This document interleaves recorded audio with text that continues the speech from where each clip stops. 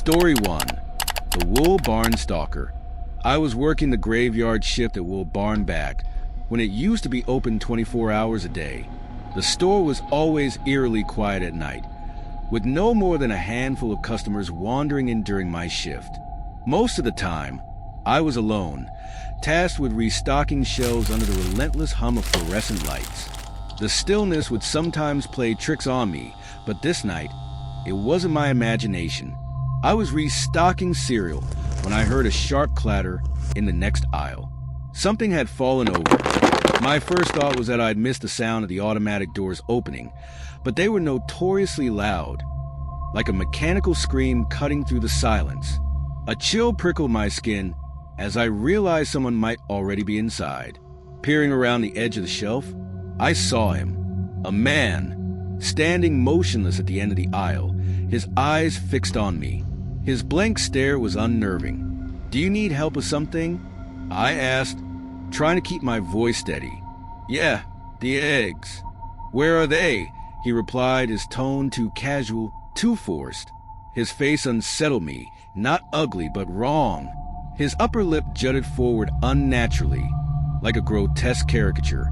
The fluorescent light accentuated every strange detail, casting faint shadows that made his expression almost inhuman. Trying to shake the unease, I quickly pointed him toward the dairy section. I prayed he'd grab what he needed and leave, but my night was far from over. As I pushed a loaded cart toward the back room, he appeared again, cutting me off in the middle of the aisle. His sudden presence startled me, and the tension in my chest tightened. He started asking questions, personal ones. "What's your name? How old are you? Do you go to school?" I kept my answers short, hoping he'd lose interest. But his questions turned creepier. "Do you party a lot? Got a girlfriend? Ever had a boyfriend?" Then he placed a hand on my shoulder. I jerked back, muttering something about needing to finish my work, and pushed the cart faster. My heart was pounding, but I didn't dare look back until I reached the safety of the storage room. I leaned against the door, trying to steady my breathing. Minutes passed.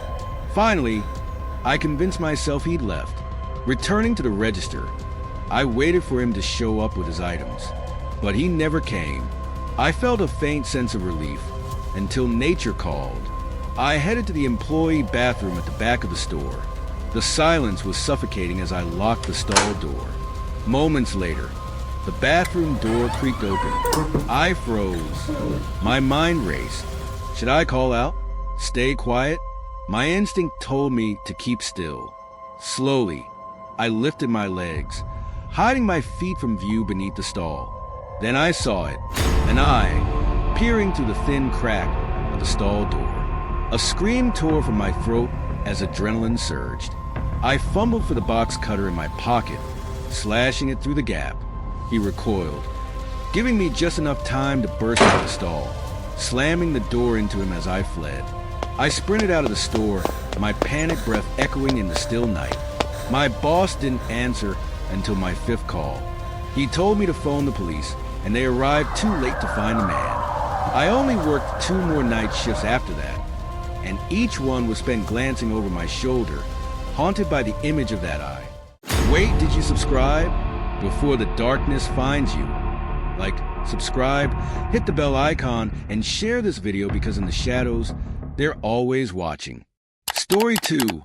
The Gas Station Stranger. Working the night shift at a gas station on a desolate highway is a test of endurance and nerves. Most nights, I could count on 2 or 3 customers at most. The isolation was suffocating, but I needed the money to pay off student loans. It was a bitterly cold December night. Frost clung to the windows, and the silence outside was broken only by the occasional howl of wind.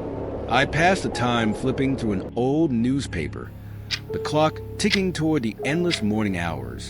Headlights appeared in the distance, cutting through the dark.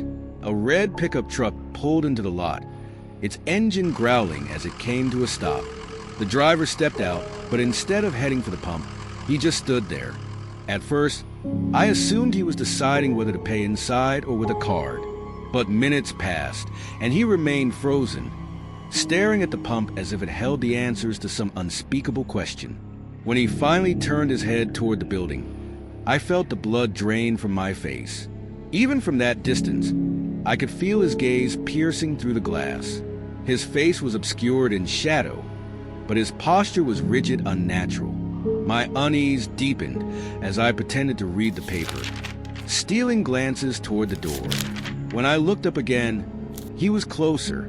He stood just outside the door now, staring directly at me. His face was still hidden in darkness, but his intent was clear. My hands shook as I locked the door, flipping the sign to close. I crouched behind the counter, gripping my phone, frantically texting anyone awake. The minutes crawled by. When I finally dared to peek over the counter, my heart seized. He was at the door, his face pressed against the glass. I grabbed the phone and called the police, my voice trembling as I explained the situation. The operator seemed hesitant, but I begged for help.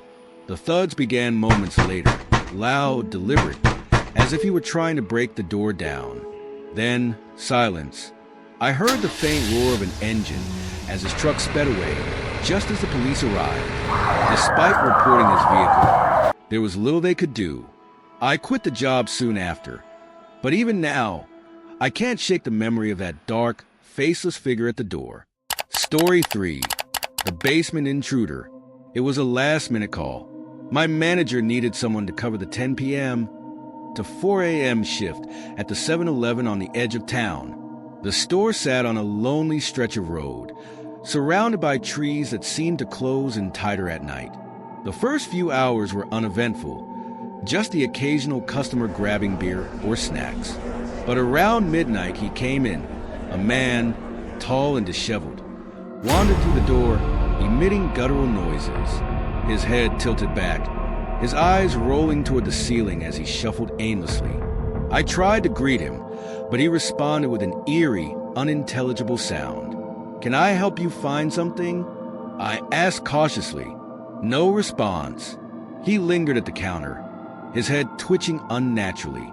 I handed him a bag of chips, hoping to send him on his way, but he just turned and shuffled out without a word. An hour later, the phone rang. I answered, only to hear the same unsettling noises from the man earlier. My stomach turned. Was he pranking me? Or worse, watching me? When my shift finally ended, I hurried home, eager to put the night behind me. But as I walked in, the phone rang again. This time, his sounds were louder, more frantic, almost gleeful. Weeks later, I found the evidence, writing on the walls of my basement, the address of the store, my home, and dozens of knives. Whoever he was, I've never seen him again. But every night, I double-lock my doors, haunted by the thought that he might return.